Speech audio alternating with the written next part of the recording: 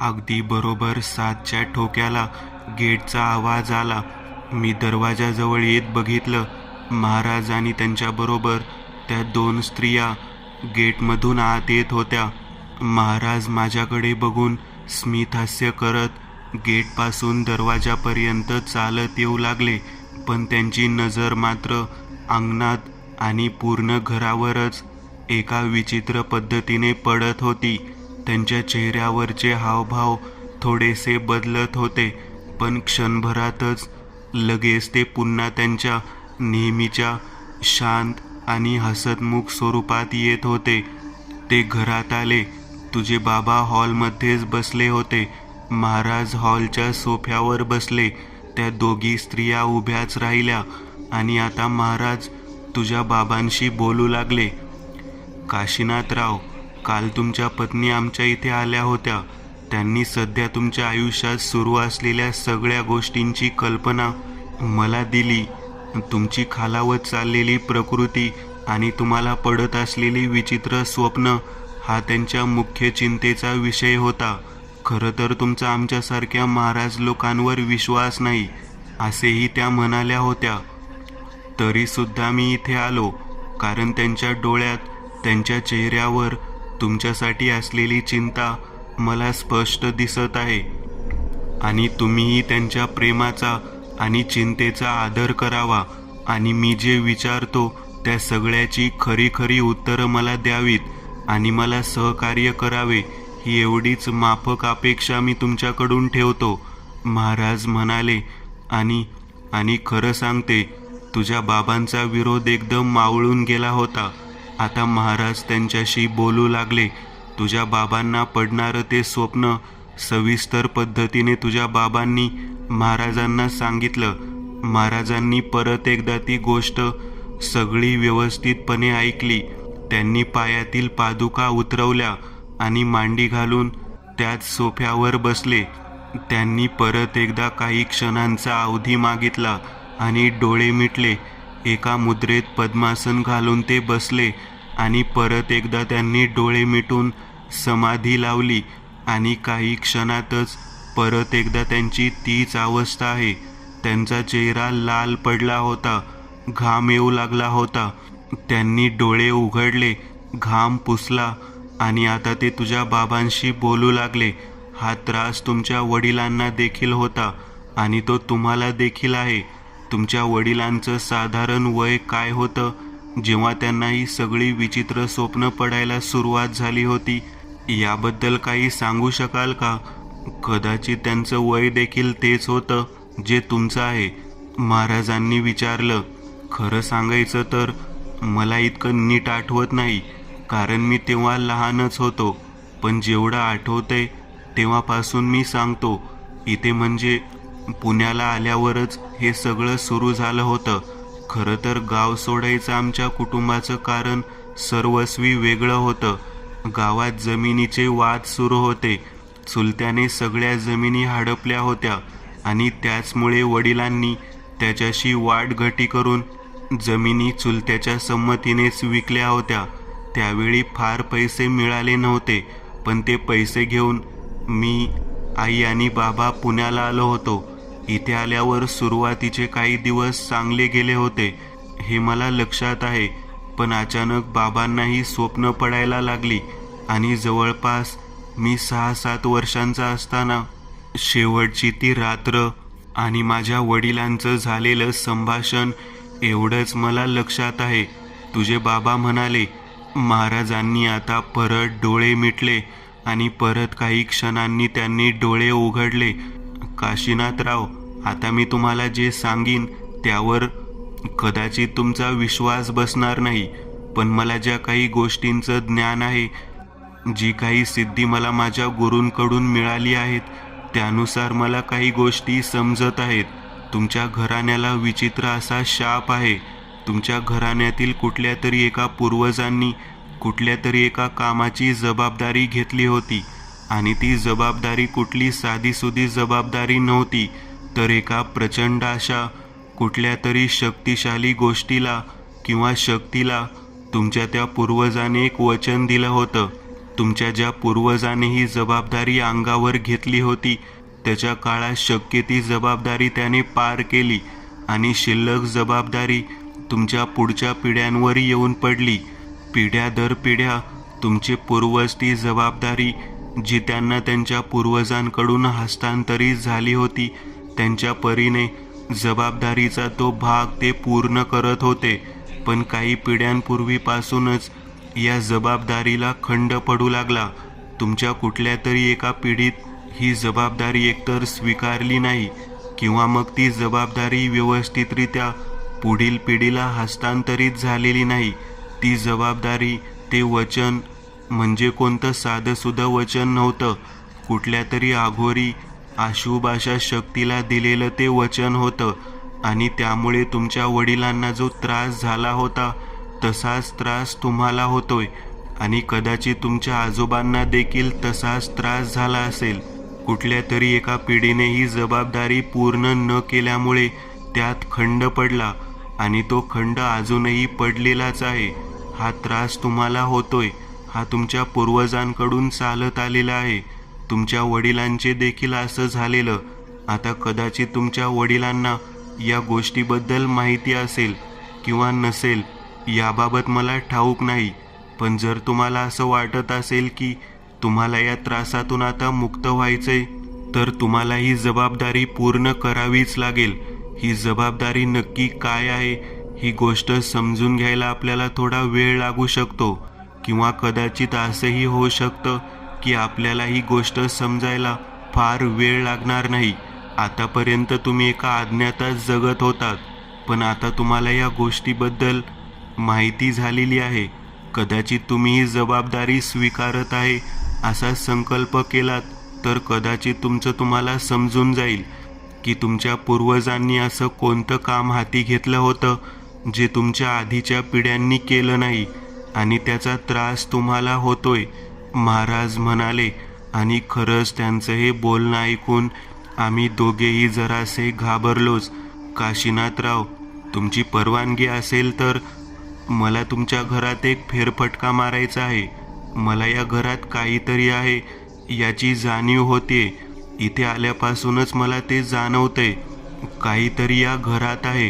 कदाचित तीच शक्ती, तीच ऊर्जा तुमच्या या वास्तूत वावरतीये जिचं तुम्ही काहीतरी देणं लागत आहात, जिचं तुमचे पूर्वजही देणं लागत होते. महाराज म्हणाले, माझी काही हरकत नाही महाराज, तुम्ही घराची पाहणी करून घ्या. तुझ्या बाबांनी काही बोलायच्या आधीच मी महाराजांना ती परवानगी दिली. ते जागेवरून उठले आणि आता तसेच हॉलमधून फिरत फिरत आणि किचनमध्ये गेले. किचनमध्ये काही वेळ घालवल्यानंतर ते एक एक करत सगळ्या खोल्यांमध्ये फिरून आले. 15-20 मिनिटानंतर ते जेव्हा खाली आले तेव्हा त्यांचा चेहरा जरा ताणलेला दिसत होता. चेहऱ्यावर एक थोडंसं गांभीर्य होतं. मला अंदाज आलाच काहीतरी गडबड आहे. त्यांना काहीतरी समजले. ते परत एकदा त्याच जागी येऊन बसले. त्यांनी डोळे बंद केले. डोळे बंद करून ते परत एकदा त्याच ध्यानात बसले. एव्हाना तुझ्या बाबांना देखील आता त्या व्यक्तीवर एक विश्वास बसू लागला होता. संकल्प, संकल्प. डोळे बंद केलेल्या अवस्थेत महाराज एकटेच बडबडत होते. असं सुरुवातीला वाटलं पण नंतर असं लक्षात आलं की ते एकटे बडबडत नव्हते, त्यांच्याशी कोणीतरी संवाद साधत होतं. त्या अवस्थेत ते त्याला उत्तर देत होते. अचानक त्यांनी डोळे उघडले आणि आता त्यांचे डोळे पूर्णपणे लाल झाले होते. अनुजाबाई, थोडंसं पाणी मिळेल का? ते म्हणाले. मी लगेचच त्यांना पाण्याने भरलेला ग्लास दिला. त्यांनी त्यातलं थोडं पाणी प्यायले आणि ग्लास समोर ठेवला. माझा अंदाज अगदी खरा होता. ते तुमच्या घरात आले. त्याला येऊन फार दिवस झालेले नाहीत. अगदी नुकतंच ते या घरात आले. ते तुमच्या बरोबरच राहते आणि आता मी त्याच्याशी संवाद साधत होतो. पूर्ण गोष्ट तर मला त्याने नाही सांगितली. फक्त एकच शब्द मला हलका हलका ऐकू आला, तो म्हणजे संकल्प. कदाचित त्याला तुमच्या तोंडून हा संकल्प हवा आहे की तुम्ही ती जबाबदारी पूर्ण करताल. जर तो संकल्प त्याला मिळाला तर तुमचे 50% त्रास कमी होतील. पण मग ती जबाबदारी तुम्हाला पूर्ण करावी लागेल. ती जबाबदारी नक्की काय असेल ही गोष्ट तुम्हाला आपोआप कळून जाईल, किंवा कोणत्या तरी साधनामार्फत ती गोष्ट तुम्हाला समजेल. पण सध्यासाठी तुम्हाला हा संकल्प इथे सोडावा लागेल की तुम्ही ती जबाबदारी स्वतःच्या हातात घ्याल, महाराज म्हणत होते. आणि तुझ्या वडिलांच्या चेहऱ्यावरील गांभीर्य उमटलं होतं. नक्की कोणती जबाबदारी होती? नक्की असं काय काम आहे जे आता त्यांना करावं लागणार होतं? या गोष्टीची चिंता तुझ्या बाबांच्या चेहऱ्यावर दिसत होती. संकल्प करायचं म्हणजे नक्की काय करायचं हे तुझ्या बाबांना देखील कळत नव्हतं आणि मला देखील. संकल्प करायचा म्हणजे तुम्ही फक्त एवढंच म्हणा की जे कार्य आमच्या पूर्वजांकडून अपूर्ण राहिलेलं होतं, ज्याची आम्हाला कल्पना नव्हती, ते कार्य, ते वचन पूर्ण करायचं आम्ही आमच्या परीने प्रयत्न करू. आणि त्या वचनाचा आमच्याशी निगडीत असलेला कार्यभाग आम्ही नक्कीच पूर्ण करू. महाराजांनी तुझ्या बाबांना सांगितलं. तुझे बाबा क्षणभर विचारात पडले, पण नंतर त्यांनी डोळे मिटले आणि महाराजांनी सांगितलेलं वाक्य ते बोलू लागले. त्यांनी ते वाक्य बोलल्यानंतरच अगदी काही क्षणातच का कुणास ठाऊक घरात एक हलकेपणा जाणवू लागला. जणू काही महाराजांनी त्यांना जे काही बोलायला सांगितलं ते बोलल्यानंतर घरात वावरणारी ती अदृश्य शक्ती एकाएकी या वास्तूतून बाहेर गेली, असंच एकंदर वाटलं. तुझ्या बाबांनी डोळे उघडले आणि एक सुस्कारा सोडला. त्यांना देखील वातावरणात झालेला हा बदल जाणवत होता आणि महाराजांना देखील हा बदल जाणवत होता, जसा मला जाणवत होता. तुझ्या बाबांचा तर महाराजांवर एकाएकीच विश्वास वाढला. काशीनाथराव, आता कसं वाटतंय? काही बदल जाणवला आहे का? महाराजांनी विचारलं. हो महाराज, खूपच हलकं हलकं वाटू लागले. म्हणजे जणू काही या घरात असलेली नकारात्मक ऊर्जा एकाएकी नाहीशी झाली असं जाणवतंय. बरोबर, ते जाणवणारच. पण एक गोष्ट समजली नाही. नक्की असं कोणतं काम आहे जे आम्हाला आता करायचं आहे? ते कसं कळेल आम्हाला? मी विचारलं. त्याबद्दल देखील त्या अदृश्य शक्तीने काहीतरी मार्ग निवडला असेल आणि वेळ आल्यावर तुम्हाला ते कळेलच. ते काम काय आहे, काय असू शकतं याबद्दल मला देखील आता काहीच ठाऊक नाहीये. पण एक गोष्ट आहे, कदाचित तुमचं तुम्हालाच कळून जाईल की नक्की तुम्हाला काय करायचंय, महाराज म्हणाले आणि काही वेळातच तिथून निघून गेले. खूप सकारात्मक वाटत होतं. खूप दिवसानंतर ही सकारात्मकता या घरात जाणवत होती. तो दिवस संपला. रात्री तुझ्या बाबांना कसलंही स्वप्न पडलं नाही. त्यांच्या किडनीमध्ये होणारी वेदना आता बंद झाली होती. महाराजांनी त्यांना मंत्रवत उदीच्या काही पुड्या जाताना दिलेल्या होत्या. त्या तुझ्या बाबांनी माझ्याकडे ठेवायला दिलेल्या. जेवणातून या उदीचं सेवन करायचं असा महाराजांनी सल्ला दिला होता. पुढचे 1-2 दिवस अगदी छान गेले. मध्यरात्र झाली होती.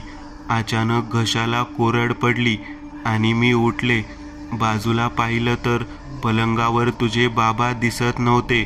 मी घड्याळात पाहिलं तर मध्यरात्रीचे 2:30 वाजले होते.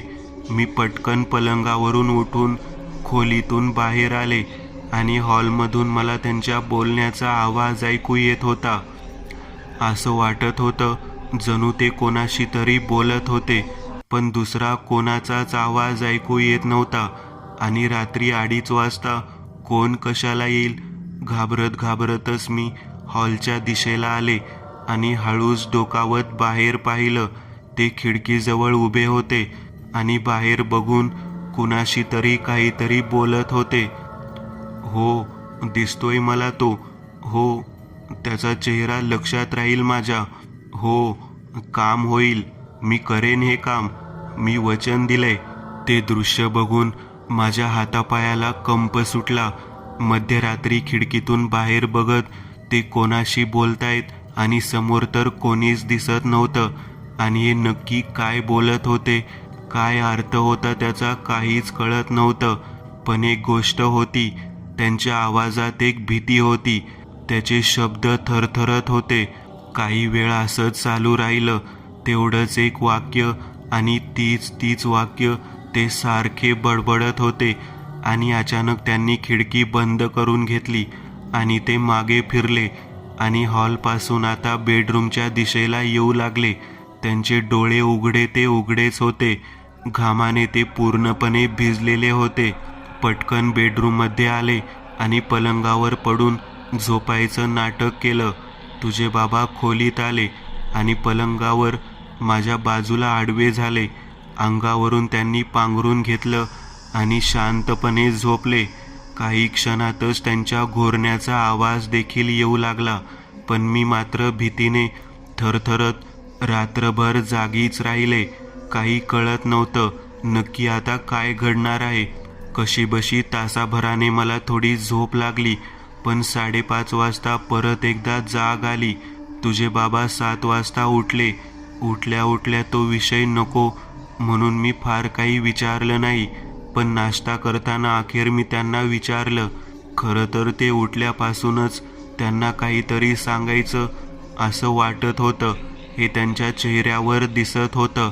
पण ते काही बोललेच नाहीत जोपर्यंत मी विचारलं नाही.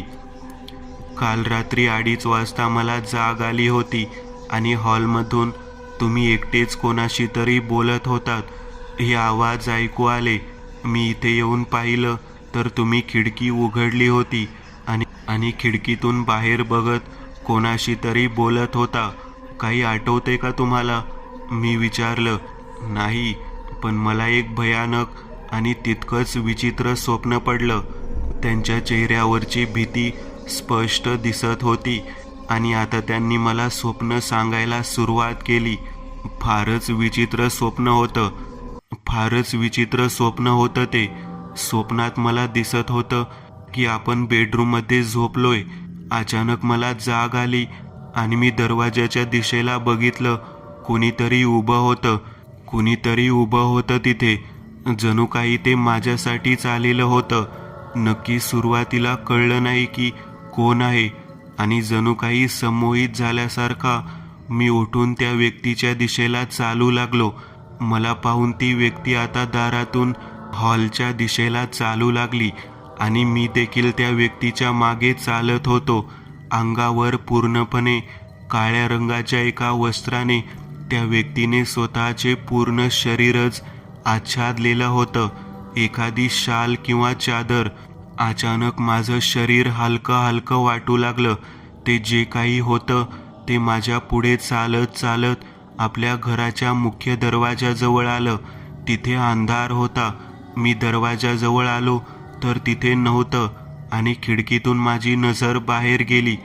ते आता आपल्या गार्डनच्या गेटजवळ उभं असलेलं मला दिसलं. जणू काही ते मूकभाषेत मला त्याच्या मागे यायला सांगत होतं आणि मी देखील वशीकरण झाल्यासारखा त्याच्या मागे जाऊ लागलो. मी आधी दार उघडलं. बाहेरून दाराला कडी लावून घेतली आणि मग ते पुढे चालत होतं. मी त्याच्या मागे चालत होतो. प्रत्येक टाकलेलं पाऊल माझ्या लक्षात आहे. हे सगळंच वेगाने घडत होतं. चालत तो मला इथनं कुठेतरी दूर घेऊन गेला. काही वेळानंतर लक्षात आलं की आपण सातारा रोड हायवेवर आहोत. ते पुढे चालत होतं. मी मागे चालत होतो. म्हणता आम्ही वाईकडे जाणाऱ्या रस्त्यावर जाऊन पोहोचलो आणि मग घाट चढून पाचगणीतून डावीकडे जाणारा एक रस्ता दिसला. त्या रस्त्याने पुढे आल्यावर एक बंगला दिसत होता. आम्ही बंगल्याच्या गेटमधून आत गेलो. पण बंगल्यामध्ये न जाता बंगल्याच्या मागे असलेल्या एका खोलीपर्यंत आम्ही चालत पोहोचलो. खोलीच्या डाव्या बाजूने काही अंतर पुढे जात ते जे काही होतं ते त्या एका खिडकीच्या जवळ येऊन थांबलं. मी देखील त्याच्या बाजूला जाऊन थांबलो. त्याचा चेहरा, हातपाय काहीच दिसत नव्हतं. सगळंच त्या काळ्या वस्त्राच्या आत आच्छादलेलं होतं. त्याने मला कसला तरी इशारा केला आणि मी खिडकी उघडली. खोलीच्या आतमध्ये एक पलंग होता आणि पलंगावर एक व्यक्ती झोपलेला होता.